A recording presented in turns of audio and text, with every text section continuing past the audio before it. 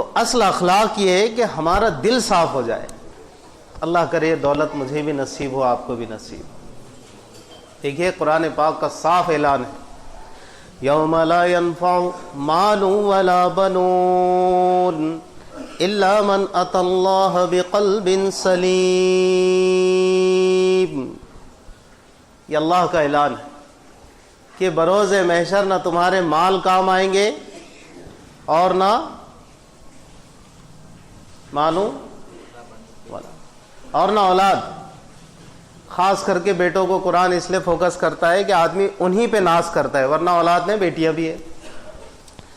تو تمہارے مال جائیدادیں اسباب تفہیمی طور پر اگر اس کو لیا جائے، یہ کچھ بھی کام نہیں آئے گا الا من اتى اللہ بقلب سلیم. وہ دل جو قلب سلیم کا مصداق ہوگا، اس دل کی ہم بولی لگائیں گے. الا من اتى اللہ بقلب سلیم، جو اللہ کے پاس ایسا دل لے کر آئے گا جو قلب سلیم ہوگا. قلب سلیم کس کو کہتے ہیں؟ بغض رکھنا، کینے رکھنا، اور دلوں میں عداوتیں اور لالچ اور حرص اور طمع اور نہ جانے کیسے کیسے روحانی اور باطنی امراض ہیں. اللہ ہم سب کی حفاظت فرمائے. یہ رکھ کر آپ سمجھیں گے یہ دل قلب سلیم ہوگا اور اللہ اس کی بولی لگائے گا. کیسے ممکن ہوگا؟ کیسے ممکن ہوگا؟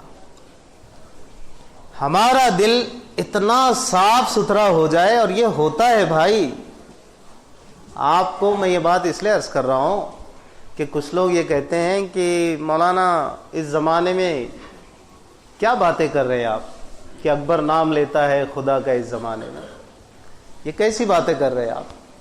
جبکہ ہر طرف تو لوٹ مار مچی ہوئی ہے، حرص و ہوس کی دوڑ، لالچ، بغض، کینہ، عداوت.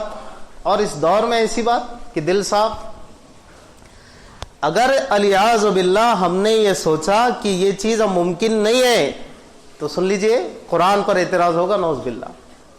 تھوڑا سا علمی یہاں پر ایک چسکا ملے گا آپ کو، ایک ٹیسٹ ملے گا آپ کو.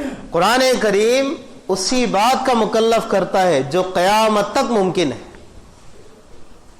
اگر امکان نہ پایا جائے تو اللہ مکلف ہی نہیں کرتا ہے.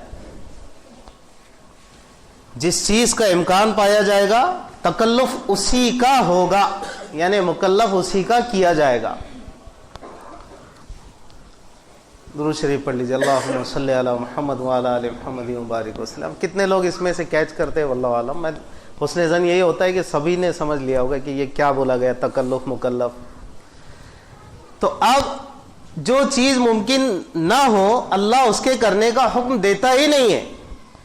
اب جب اللہ نے کہا کہ الا من اتى اللہ بقلب سلیم، جو قلب سلیم لے کر آئے گا وہ دل ہمارے نزدیک دل ہوگا.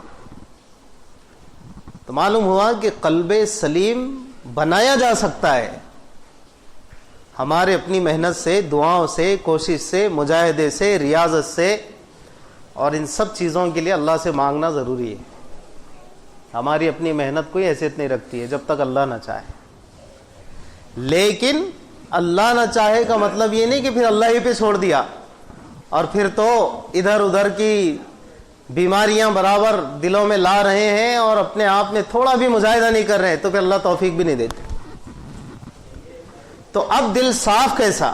منقع، مصفہ، مجلہ، صاف ستھرا، جی چمکتا دل. کہ آدمی یہ سوچے کہ بھائی مجھے میری قبر میں میرا حساب دینا ہے، حشر میں میرا حساب دینا ہے.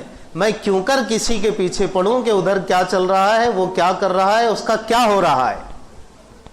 اگر آپ کو یہ علاج پسند آتا ہے جو بزرگوں نے لکھا ہے، ہم تو نقال ہوتے ہیں، تو سمجھ لیجئے کہ اس نسخے کو جس نے استعمال کیا وہ کافی حد تک اپنے دل کو قلب سلیم بنانے میں کامیاب سمجھا جا سکتا ہے.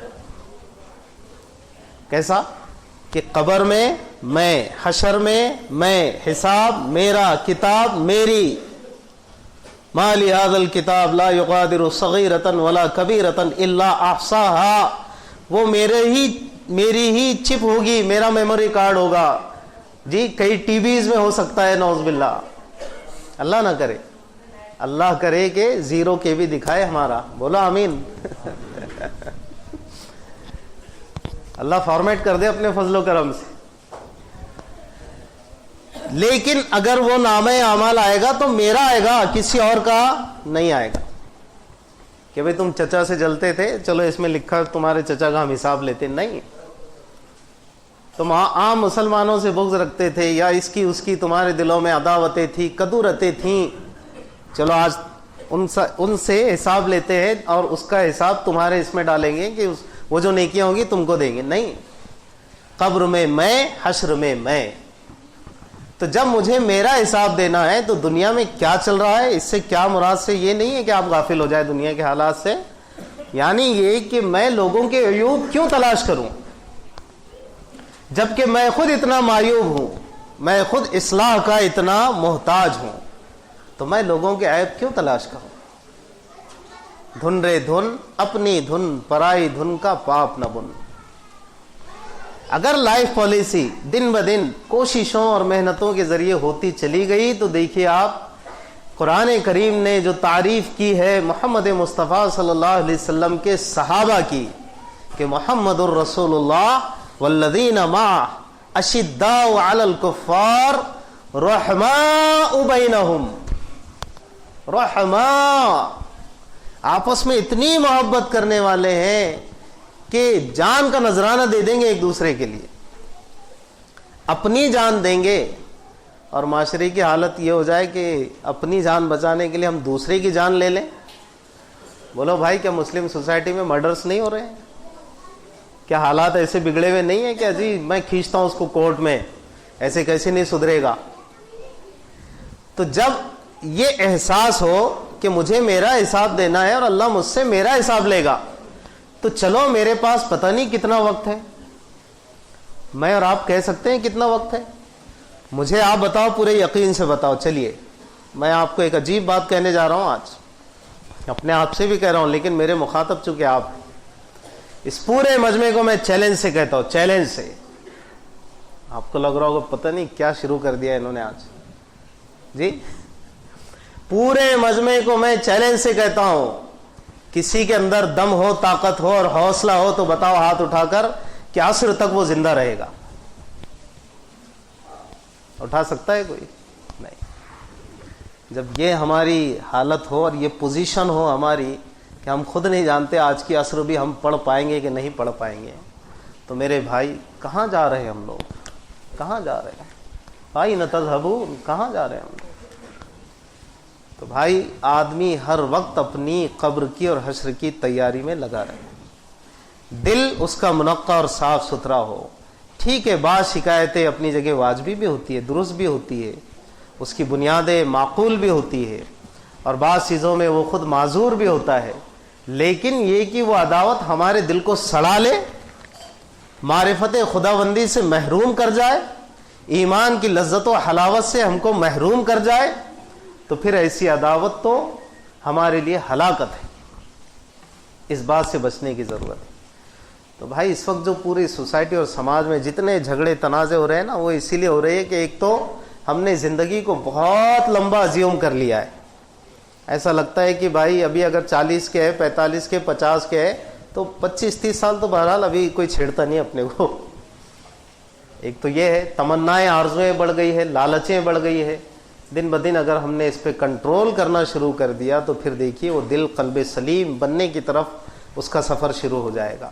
پھر نمازوں میں دل لگتا ہے، اللہ اللہ کہنے میں مزہ آتا ہے. اللہ مجھے آپ کو سبھی کو اس دولت عظمیٰ سے سرفراز فرمائے اور آپسی عداوتیں ہم سب کی دور فرما کر ایک دوسرے کے ساتھ خوب محبت کرنے والا بنائے. وآخر دعوانا الحمدللہ رب العالمین.